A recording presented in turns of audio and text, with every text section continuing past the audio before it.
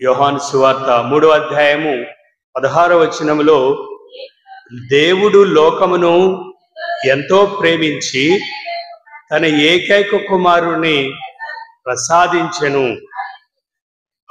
ఆయనను విశ్వసించు ప్రతివాడు నాశనము చెందక నిత్య జీవము పొందుటకై ఆయన ఈ లోకానికి క్రీస్తు ప్రభు తండ్రి చేత మన మధ్యకు ఆయన పంపబడ్డాడనేటువంటి విషయాన్ని మనము గ్రహించాలి. దేవుని యొక్క ప్రేమ అవధులు హద్దులు లేనటువంటి ప్రేమ, ఎటువంటి షరతులు లేనటువంటి ప్రేమ. మరి అటువంటి ప్రేమను మనతో పంచుకోవటానికి ఆయన ఈ లోకానికి వచ్చాడు. మరి అటువంటి ప్రేమ, ఆయన ఎన్నుకున్నటువంటి ప్రేమ ఎటువంటిదంటే, ఆయన ఎంచుకున్నటువంటి మార్గం ఎటువంటిదంటే, ఆయన ఎంచుకున్నటువంటి ప్రేమ ఇదిగో ఈ సిలువ.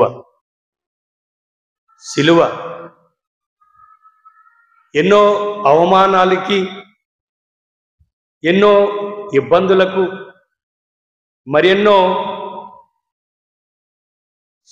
సిలువ మీద ప్రభు చిందించినటువంటి ప్రతి ఒక్క రక్తపు బొట్టు ప్రియమైనటువంటి సహోదరులారా దేవుని యొక్క ప్రేమకు చిహ్నం.